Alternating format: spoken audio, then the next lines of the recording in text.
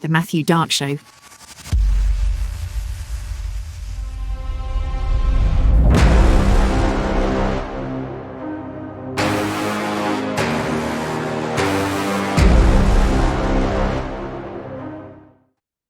Ladies and gentlemen, praise God. Welcome in. Matthew Dark Show. Good to be with you. As you saw on Saturday night, White House Correspondents Dinner in Washington, D.C., a shooting. Man breaks through security. Man fires shots. He's subdued. He's taken down. Let's take a look real quick.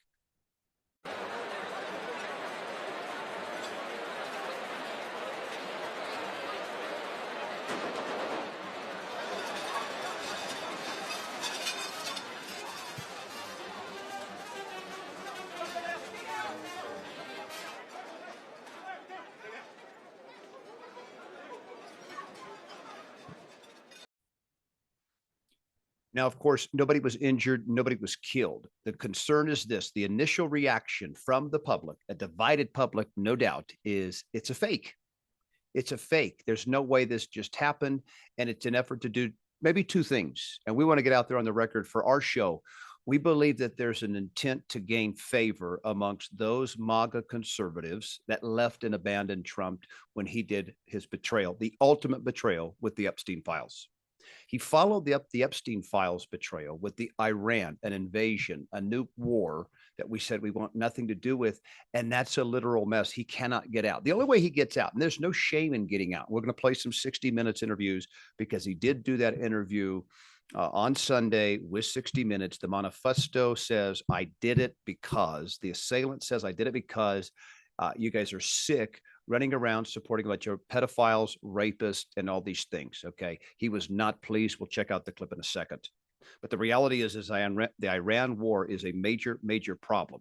It's not going anywhere. There's no real risk in saying, I'm sorry, we didn't realize it was going to be this much of a challenge and leaving. But that's not the empire's sort of position. In fact, it's the opposite. They're going to have to double down on this word. If you go back to the Easter Day tweet, of course, Donald Trump, he says, we're going to blow them up.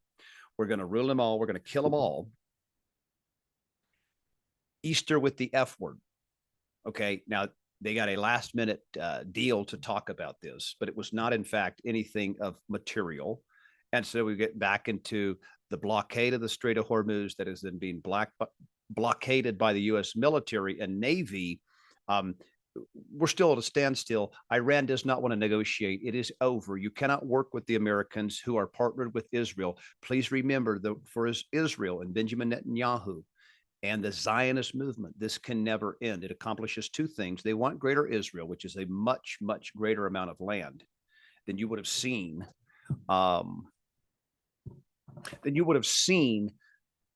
In their current state, what they were given in 1948. This is so much more. It goes into Iraq. It goes into Northern Africa. It's, of course, going to be that whole Levant area. They want it. And the other problem, too, is once peace reigns in Israel, Benjamin Netanyahu has to go back on trial.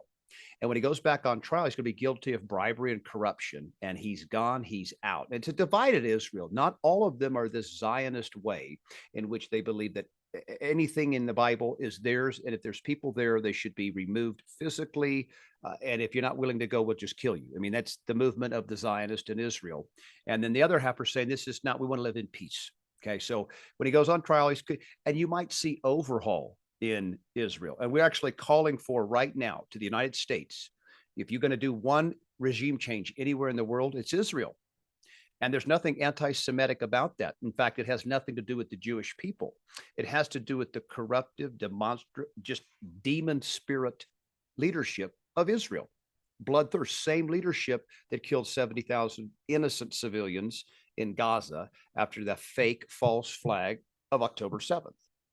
So that's the question on the table.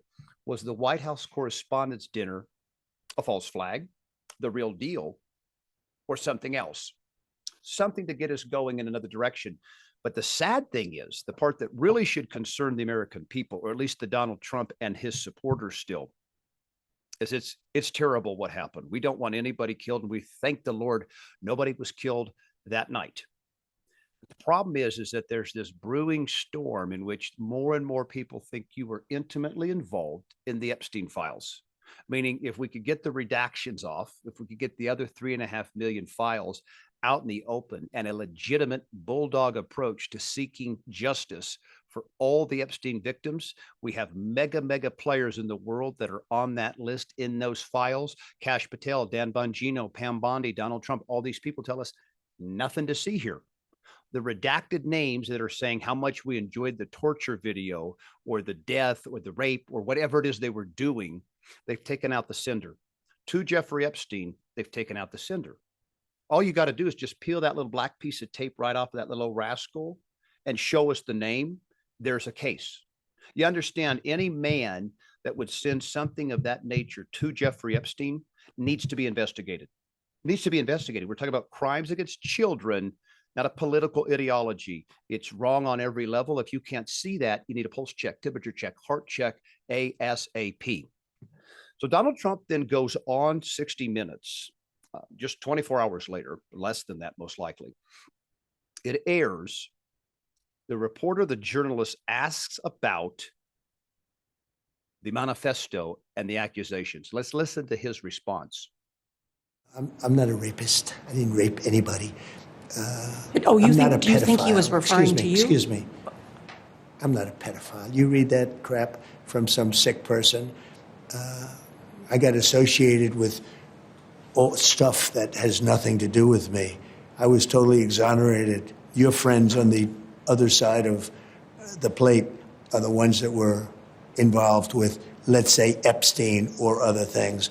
But I said to myself, I'll do this interview and they'll probably, I read the manifesto, he's a sick person, but you should be ashamed of yourself reading that because I'm not any of those things. Mr. President.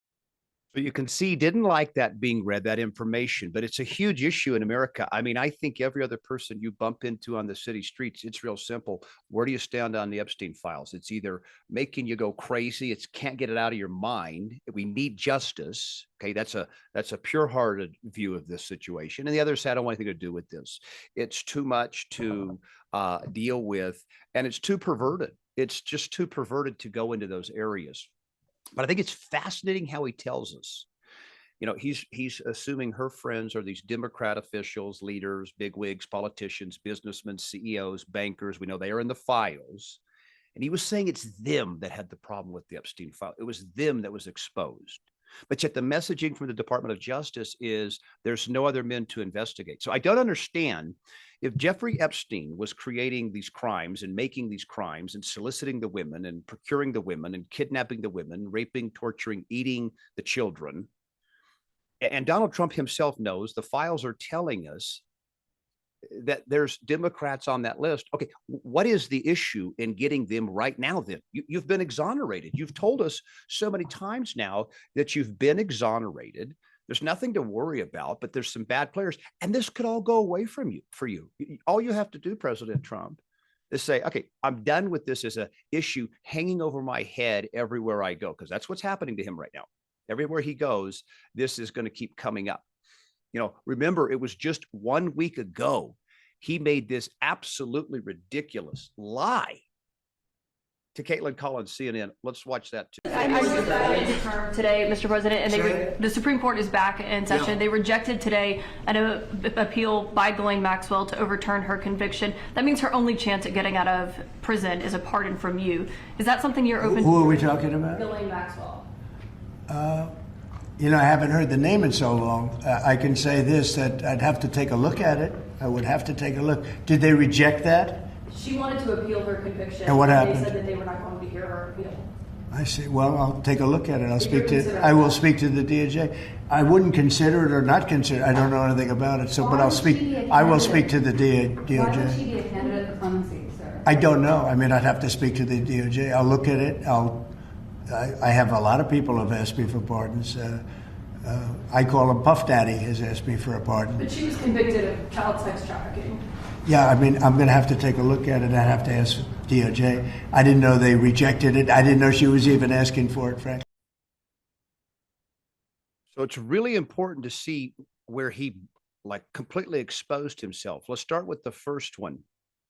To suggest that he didn't know that the key witness, the number one and most prolific witness to all these crimes, this is, remember, the world's greatest child sex trafficker in the history of the country, but just him. This is the only one remaining from the duo that they claim committed all the crimes. Okay. They committed all the crimes and she's still alive. And she's asking him she has no appeals. They've been exhausted. So she's going to do the rest of her 20-year sentence as it stands right now. Reporter is asking him, would you consider a pardon for her? And I can help the president really simple. Ghislaine Maxwell was convicted of child sex trafficking. She had thousands of victims. We know that. There's no conspiracy around that. She is guilty as charged. She's littered throughout the files. It's confirmed. Okay. When a person like that, who's only been in jail 3 or 4 years now, and the question is, Mr. President, would you consider allowing this child sex trafficker, would you consider giving her a pardon? And his response is, I'd have to take a look at it. There's nothing to look at. The fact that she's only in jail for 20 years for what she was doing, that should drive him insane. So he rejects that sight unseen. Are you out of your mind? Are you nuts? Are you fake news? I would never, ever commute, pardon, or grant clemency to a child sex trafficker. Next question. And you're done. And then all of a sudden, that original MAGA voter that was like, what are you doing, Trump? You're in wars. You're protecting pedophiles. All of a sudden, maybe you got our attention back. But what he actually did, and then he had I haven't heard the name in so long. He said he hadn't heard the name, Ghislaine Maxwell, for so long. His old Attorney General, Pam Bondi, was just giving testimony 8 weeks ago in front of Congress, and it centered around Ghislaine Maxwell. In fact, one critical part of her testimony, they described why on earth, after Todd Blanche went and visited her in the Florida prison, they got that testimony from Ghislaine that said, I never saw Donald Trump do anything bad ever. And then 2 days later, she was transferred to a better prison in Texas. And Donald Trump says he hasn't heard that name. So he either is right now lying right to our face, and it's a continuation of this same lie, the objectively demonstrable interference with the prosecution of men who trafficked children, may have killed children, but certainly took them from their homes and committed horrible acts to them. Okay. That is not going anywhere. And that's why we go back to this shooting and we're so confused. If you thought that little half-ass assassination attempt was going to let us forget about the Epstein files, give you forgiveness on the Iran war, and say, you know what? They're coming after this man again. He's got my blind support. He got some MAGA support with this today. What a president. What a president. 3 assassination attempts. He's still fighting for the America. There's a lot of baby boomer, original, now new Rhino MAGA that is supporting that thought. And here's our thing. This is our show's stance, and it's so clear. We don't want him assassinated. We don't want anybody killed by violence at any point in time unless it's self-defense. That's the only time we say it's okay. Okay. But even if this was a sincere assassination attempt, and President Trump almost lost his life last night, and thank the Lord he didn't, that does not change the status of the Epstein files one bit.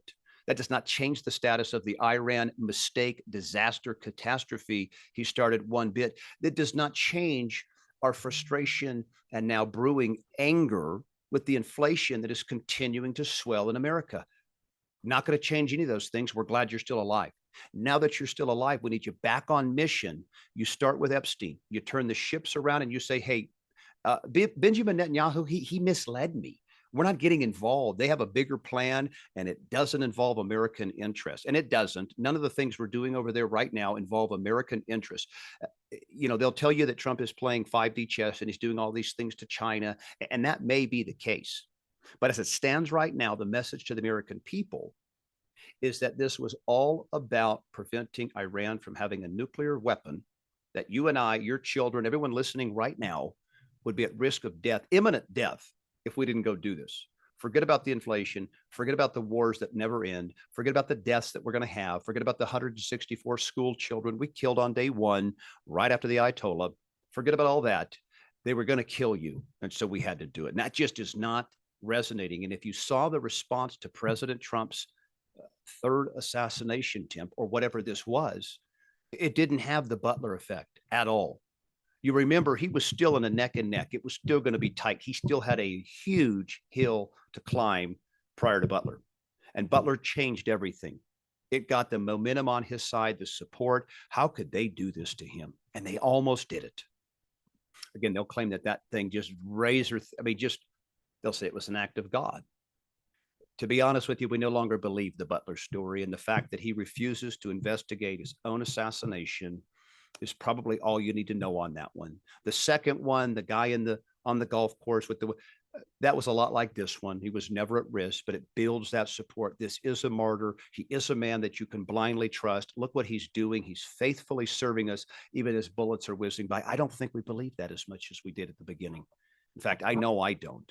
But regardless of the intention of last night at the Saturday night at the correspondents' dinner, does not change for 1 second what he's done with the Epstein files, what he's done in Iran, the neglect that he has shown to the American base that got him into the White House, voted for him in almost all cases 3 times. And now he's thinking, now what? Because they probably want to put this one on Iran and say that Iran did it, so now we must go all in. We don't believe that stuff. We're now propagandized proof, okay? We've been seeing these lies play out. 9/11, we no longer believe any of the story. We know it's all lies. The COVID release, the Wuhan factory, it wasn't that, it was the wet market. The COVID shot that they said was safe and effective, and they produced it in 9 months. That's a lie. That's a provable lie. We can show you the injuries. We can show you the VAERS, where this doesn't look like any other vaccine in the history of vaccines. And they will still tell you at Walgreens, safe and effective, get your booster. See, we've lost our interest in the American lie. We're living under an empire of lies, and we're saying no more. So unfortunately for Donald Trump, the only way to get our good favor back to you, all of that support, is to do the right thing, to do what we sent you back to do. You said originally in 2015 you would drain that swamp. Your swamp lives in the Epstein files. Let's just have it and get it over with. We're going to lose a lot of famous people. That's okay. They were hurting children. We're going to have a lot of disruptions to the status quo. That's okay. They were eating children. We're going to have a lot of embarrassment and shame as a country who was allowing this to go on and on and on. That's okay, because what they were doing to children cannot exist on the face of this earth.